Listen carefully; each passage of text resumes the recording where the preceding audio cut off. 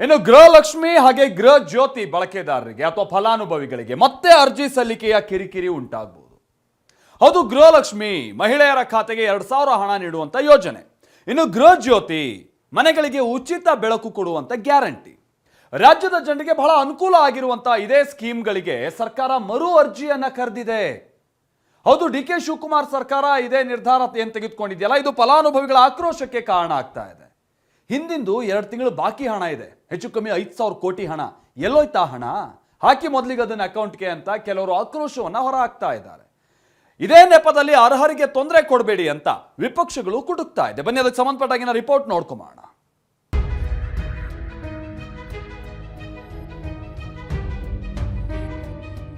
ಅರ್ಜಿ ಹಾಕಕ್ಕೆ ಮತ್ತೆ ಎಲ್ಲರೂ ಪಾಳೆಗೆ ನಿಂದಿರ್ಬೇಕು. ನೀವು ಆನ್ಲೈನ್ ಕರಿತೀರಿ, ಸರ್ವರ್ ಇಲ್ಲ ಅಂತ ಅವ್ರು ವಾಪಸ್ ಕಳಿಸ್ತಾರೆ. ಇಮ್ಮೆಲ್ಲೂ ರೊಕ್ಕ ಕೊಡಬೇಕು ನೀವು. ಮತ್ತೆ ಈಗ ಹೊಸ ಹಕ್ಕಂದ್ರೆ ನಮ್ಮ ಕೈಲೇನು ಆಗಂಗಿಲ್ಲ. ಗೃಹಲಕ್ಷ್ಮಿ ಸರ್ಕಾರದ ಪಂಚ ಗ್ಯಾರಂಟಿಗಳ ಪೈಕಿ ಮಹಿಳೆಯರನ್ನ ಆರ್ಥಿಕವಾಗಿ ಸದೃಢಗೊಳಿಸುವ ಸಲುವಾಗಿ ಕಾಂಗ್ರೆಸ್ ಸರ್ಕಾರ ಜಾರಿಗೆ ತಂದಿರುವ ಗ್ಯಾರಂಟಿಯೇ ಗೃಹಲಕ್ಷ್ಮಿ. ಆದ್ರೆ ಇದೇ ಯೋಜನೆ ಈಗ ದುರ್ಬಳಕೆಯಾಗ್ತಿದೆ ಎಂಬ ಆರೋಪಗಳು ಕೇಳಿಬರ್ತಿವೆ. ಹೀಗಾಗಿ ರಾಜ್ಯ ಸರ್ಕಾರ ಗೃಹಲಕ್ಷ್ಮಿ ಗ್ಯಾರಂಟಿಯನ್ನ ಫಿಲ್ಟರ್ ಮಾಡಲು ಮುಂದಾಗಿದೆ. ಅರ್ಹರನ್ನ ಉಳಿಸಿಕೊಂಡು ಅನರ್ಹರನ್ನ ತೆಗೆದುಹಾಕಲು ಬ್ಲೂ ಪ್ರಿಂಟ್ ರೆಡಿ ಮಾಡಿದೆ.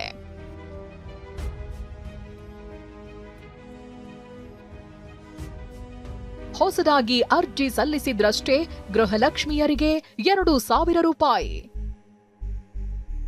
ಗ್ಯಾರಂಟಿ ದುರ್ಬಳಕೆ ತಡೆಯಲು ಸರ್ಕಾರದಿಂದ ಫಿಲ್ಟರ್ ಪ್ಲಾನ್. ಗೃಹ ಜ್ಯೋತಿಗೆ ಮರು ಅರ್ಜಿ, ಗೃಹಲಕ್ಷ್ಮಿಯರಿಗೆ ಸಿಗಲಿದೆ ಸ್ಮಾರ್ಟ್ ಕಾರ್ಡ್. ಯಾರದ್ದೋ ಖಾತೆ, ಇನ್ಯಾರದ್ದೋ ನಂಬರ್, ಯಾರದ್ದೋ ನಂಬರ್, ಇನ್ಯಾರದ್ದೋ ಖಾತೆಗೆ ಗೃಹಲಕ್ಷ್ಮಿ ಪಾಲಾಗ್ತಿದ್ದಾಳೆ.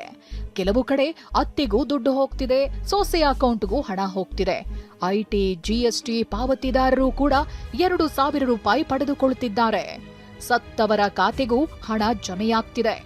ಈವರೆಗೂ ಬರೋಬ್ಬರಿ 100 ಕೋಟಿಗೂ ಅಧಿಕ ಹಣ ಮೃತರ ಅಕೌಂಟ್ಗೆ ಜಮೆಯಾಗಿದೆ. ಹೀಗಾಗಿ ಈ ದುರ್ಬಳಕೆ ತಡೆಯಲು ಸರ್ಕಾರ ಗೃಹಲಕ್ಷ್ಮಿಯರಿಂದ ಮತ್ತೆ ಅರ್ಜಿ ಸ್ವೀಕರಿಸಲು ಮುಂದಾಗಿದೆ.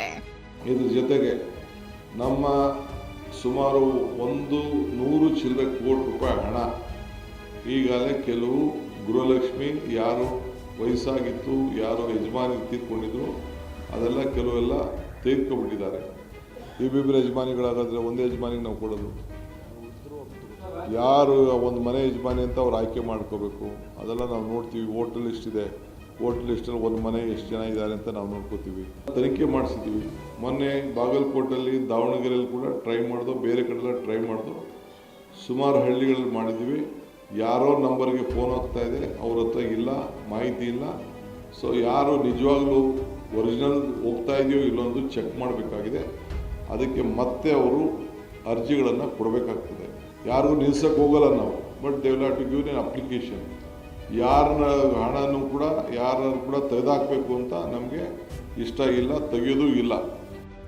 ಗೃಹಲಕ್ಷ್ಮಿ ಯೋಜನೆ ನಿಲ್ಲಿಸಲ್ಲ ಎಂದಿರೋ ಡಿಕೆ, ಅರ್ಹರಾದವರು ಮತ್ತೆ ಅರ್ಜಿ ಹಾಕೊಳ್ಳಿ ಎಂದಿದ್ದಾರೆ. ಹಾಗಾದ್ರೆ ಅರ್ಹರು ಯಾರು? ಎಲ್ಲಿ ಅರ್ಜಿ ಹಾಕಬೇಕು? ಅರ್ಜಿ ಹಾಕಲು ಏನೇನು ಬೇಕು ಅನ್ನೋದನ್ನ ತೋರಿಸ್ತೀವಿ ನೋಡಿ.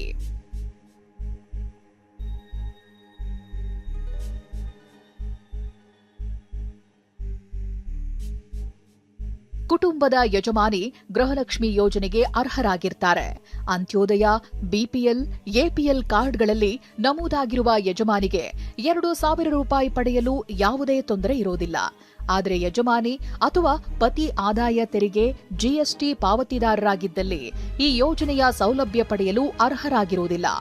ನಾವು ಯಾವುದೇ ತೆರಿಗೆ ಪಾವತಿದಾರರಲ್ಲ ಎಂಬುವರು ಆಧಾರ್ ಕಾರ್ಡ್ನ ಪ್ರತಿ, ಆಧಾರ್ ಲಿಂಕ್ ಇರುವ ಬ್ಯಾಂಕ್ ಪಾಸ್ಬುಕ್ ಮತ್ತು ಯಜಮಾನಿಯ ಹೆಸರಿನಲ್ಲಿರುವ ರೇಷನ್ ಕಾರ್ಡ್ ಬಳಸಿಕೊಂಡು ಸೇವಾ ಸಿಂಧು ಪೋರ್ಟಲ್, ಗ್ರಾಮ 1, ಬೆಂಗಳೂರು 1, ಕರ್ನಾಟಕ 1 ಮತ್ತು ನಾಡ ಕಚೇರಿಯಲ್ಲಿ ಅರ್ಜಿ ಸಲ್ಲಿಸಬಹುದಾಗಿದೆ.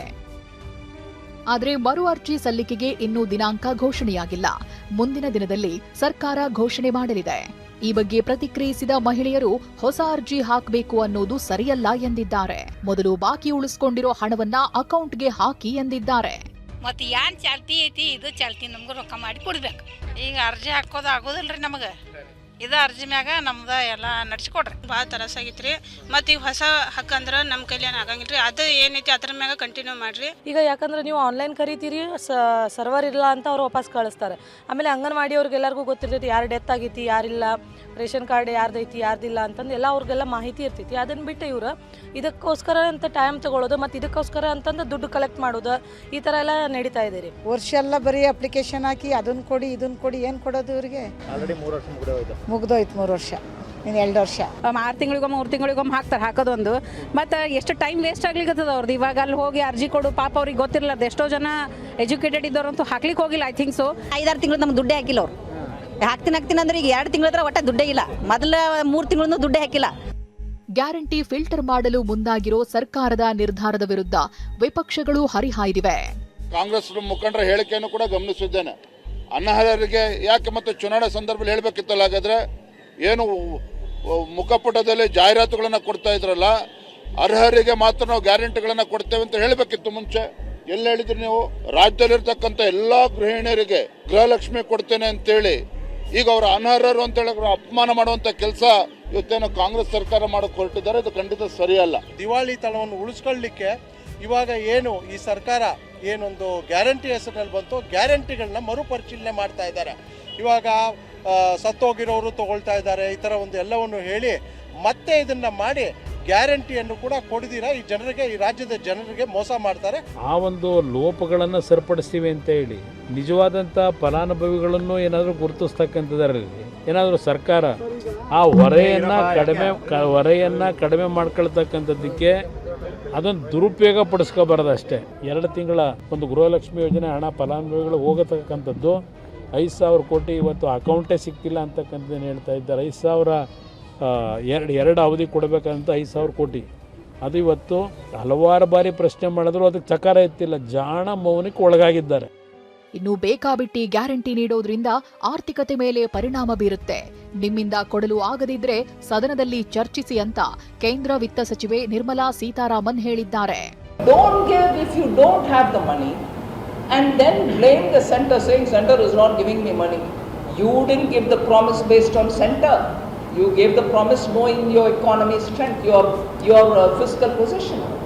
So there are some states.